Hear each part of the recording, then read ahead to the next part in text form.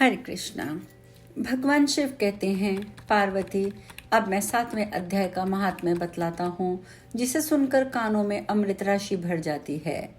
पाटलिपुत्र नामक एक दुर्गम नगर है, जिसका गोपुर अर्थात द्वार बहुत ही ऊंचा है।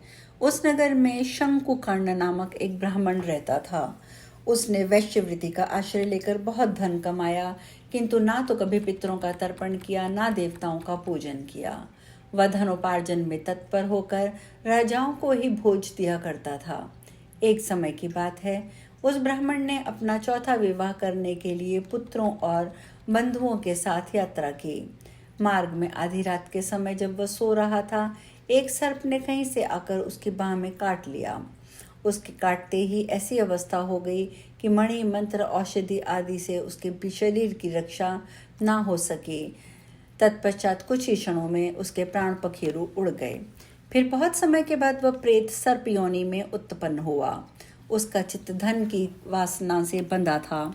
उसने पूर्व वृतांत को स्मरण करके सोचा, मैंने जो घर के बाहर करोड़ों की संख्या में अपना धन गाड़ रखा है, उससे इन पुत्रों को वंचित करके स्वयं ही उसकी रक्षा करूंगा। एक दिन सांप की योनि में से पीड़ित होकर पिता ने स्वप्न में अपने पुत्रों के समक्ष आकर अपना मनोभाव बताया। तब उसके निरंकुश पुत्रों ने सवेरे उठकर बड़े विस्मय के साथ एक दूसरे से स्वप्न की बातें कही। उनमें से मंजला पुत्र कुदाल हाथ में लिए घर से बाहर निकला और जहां उसके पिता सर्व योनि धारण करके रहते थे, वह उस स्थान पर गया। यद्यपि उसे धन के स्थान का ठीक ठाक पता नहीं था, तो भी उसने चिन्हों से उसका ठीक निश्चय कर लिया और लोभ बुद्धि से वहां पहुंचकर बांबी को खोदना आरंभ किया।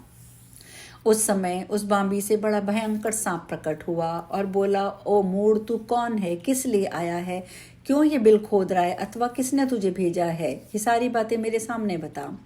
पुत्र बोला, मैं आपका पुत्र हूँ, मेरा नाम शिव है। मैं रात्रि में देखे हुए स्वप्न से विस्मित होकर यहाँ सुवर्ण लेने के कौतूहल से आया हूँ। पुत्र की ये लोक निंदित वाणी सुनकर वह सांप हंसता हुआ उच्च स्वर में इस प्रकार स्पष्ट वचन बोला, यदि तू मेरा पुत्र है तो मुझे शीघ्र ही बंधन से मुक्त कर। मैं पूर्व जन्म के गाड़े हुए धन के लिए सर्प योनि में उत्पन्न हुआ हूँ।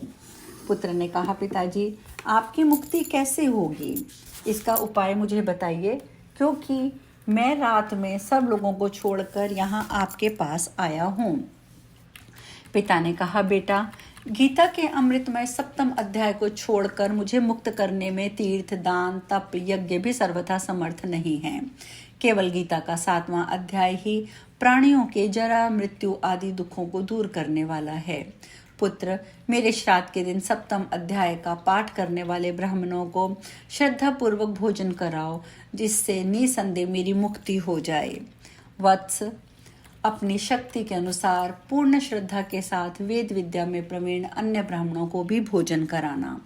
सर्प योनि में पड़े हुए पिता के ये वचन सुनकर सभी पुत्रों ने उसकी आज्ञा के अनुसार तथा उससे भी अधिक किया।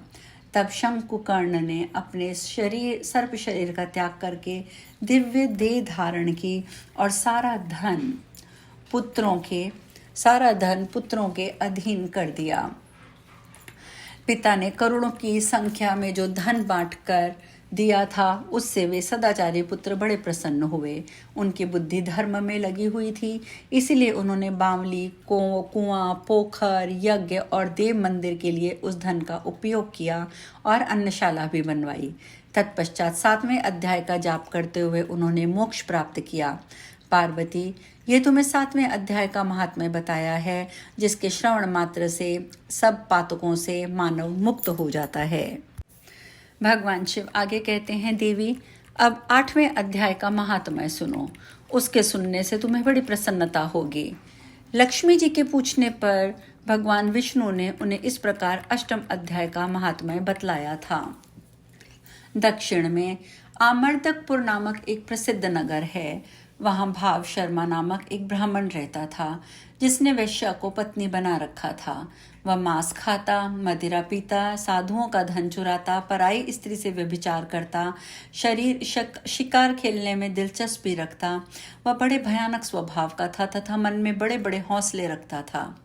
एक दिन मदिरा पीने वालों का समाज जुटा था। उसने भाव शर्मा ने भरपेट ताड़ी पी, खूब गले तक उसे चढ़ाया। अतः अजीर्ण से अत्यंत पीड़ित होकर वह पापात्मा कालवश मर गया और बहुत बड़ा ताड़ का वृक्ष हुआ। उसकी घनी और ठंडी छाया का आश्रय लेकर ब्रह्म राक्षस भाव को प्राप्त हुए कोई पति पत्नी वहां रहा करते थे। उनके पूर्व जन्म की घटना इस प्रकार थी। एक कुशिबल नामक ब्राह्मण था जो वेद वेदांग के तत्वों का ज्ञाता, संपूर्ण शास्त्रों के अर्थ का विशेषज्ञ और सदाचारी था। उसी की स्त्री का नाम कुमति था। वह बड़े खोटे विचार की थी। वह ब्राह्मण विद्वान होने पर भी अत्यंत लोभवश अपनी स्त्री के साथ प्रतिदिन भैंस, काल, पुरुष और घोड़े आदि बड़े दानों को ग्रहण किया करता था, परंतु दूसरे ब्राह्मणों को दान में मिली हुई कौड़ी भी नहीं देता था। वे ही दोनों पति पत्नी कालवश मृत्यु को प्राप्त होकर ब्रह्म राक्षस हुए। वे भूख और प्यास से पीड़ित हो इस पृथ्वी पर घूमते हुए इसी ताड़ वृक्ष के पास आए और उसके मूल भाग में विश्राम करने लगे। इसके बाद पत्नी ने पति से पूछा, नाथ, हम लोगों का ये महान दुख कैसे दूर होगा और इस ब्रह्म राक्षस योनि से हम लोगों को किस प्रकार मुक्ति होगी? तब उस ब्राह्मण ने कहा, ब्रह्म विद्या के उपदेश, अध्यात्म तत्व के विचार और कर्म विधि के ज्ञान के बिना किसी प्रकार संकट से छुटकारा नहीं मिल सकता। ये सुनकर पत्नी ने पूछा, पुरुषोत्तम, वह ब्रह्म क्या है? अध्यात्म क्या है? कर्म कौन सा है? उसकी पत्नी के इस प्रकार कहते ही जो आश्चर्य की घटना घटी उसको सुनो। उपयुक्त वाक्य गीता के 8वें अध्याय का आधा श्लोक है। उसके श्रवण से वह वृक्ष उस समय ताड़ के रूप को त्याग कर भाव शर्मा नामक ब्राह्मण हो गया। तत्काल ज्ञान होने से विशुद्ध चित्त होने पर वह पाप के चोले से मुक्त हो गया तथा उस आधे श्लोक में ही महात्मय से वे पति पत्नी भी मुक्त हो गए। उनके मुख से दैवात ही 8वें श्लोक का अध्याय का आधा श्लोक निकल पड़ा था। तदंतर आकाश से एक दिव्य विमान आया और वे दोनों पति पत्नी उस विमान पर आरूढ़ होकर स्वर्गलोक को चले गए। वहां का ये सारा वृतांत अत्यंत आश्चर्यजनक था। उसके बाद उस बुद्धिमान ब्राह्मण भाव शर्मा ने आदर पूर्वक उस आधे श्लोक को लिखा और देव जनार्दन की आराधना करने की इच्छा से वह मुक्तिदायिनी काशीपुरी में चला गया। वहां उस उदार बुद्धि वाले ब्राह्मण ने भारी तपस्या आरंभ की। उसी समय क्षीर सागर की कन्या भगवती लक्ष्मी ने हाथ जोड़कर देवताओं के भी देवता जगतपति जनार्दन से पूछा, नाथ, आप सहसा नींद त्याग कर क्यों खड़े हो गए? श्री भगवान बोले, देवी, काशीपुरी में भागीरथी के तट पर बुद्धिमान ब्राह्मण भाव शर्मा मेरे भक्ति रस से परिपूर्ण होकर कठोर तपस्या कर रहा है। वह अपनी इंद्रियों को वश में करके गीता के 8वें अध्याय के आधे श्लोक का जप करता है। मैं उसकी तपस्या से बहुत संतुष्ट हूँ। बहुत देर से उसकी तपस्या के अनुरूप फल का विचार कर रहा था। प्रिय, इस समय फल देने को मैं उत्कंठित हूँ। पार्वती जी ने पूछा, भगवान, श्रीहरि सदा प्रसन्न होने पर भी जिसके लिए चिंतित हो उठते हैं, उस भगवत भाव शर्मा को कौन सा फल प्राप्त हुआ?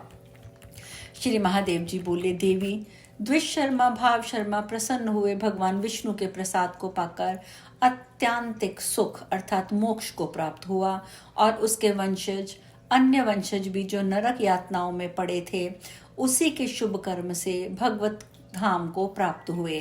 पार्वती, ये 8वें अध्याय का महात्म्य थोड़े में ही तुम्हें बताया है, इस पर सदा विचार करते रहना चाहिए।